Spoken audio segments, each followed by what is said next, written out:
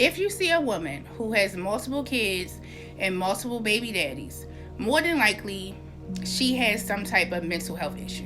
Now, I'm not saying this to be mean or to be shady. I'm saying this from experience.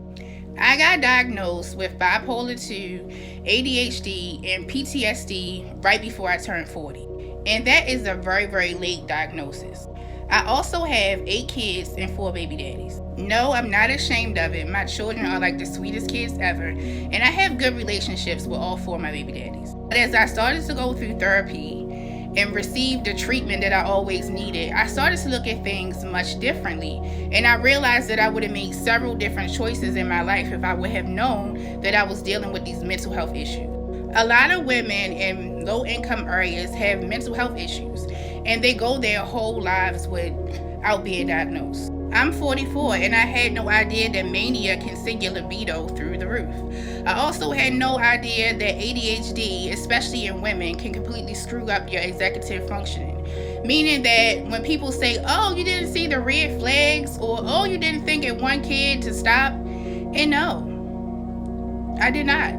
And they do several studies on things like this. They know that women in low income areas usually struggle with these different types of health issues. They know that more than likely they will have a lot of children, and people will be like, oh, you got all these kids, but you're living in poverty. Like, how can you afford to take care of the kids?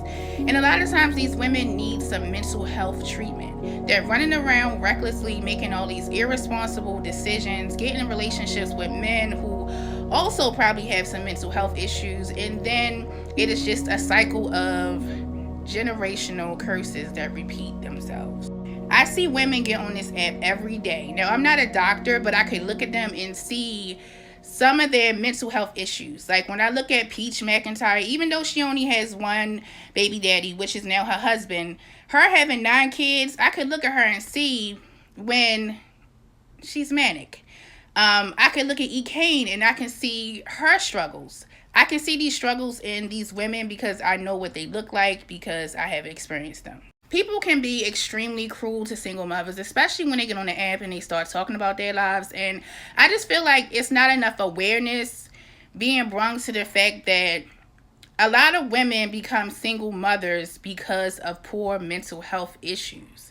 And it's not that they are stupid or they are bad people, but they just have a really hard time making smart and rational decisions. Now, what I would love to do is use my platform to bring awareness to this.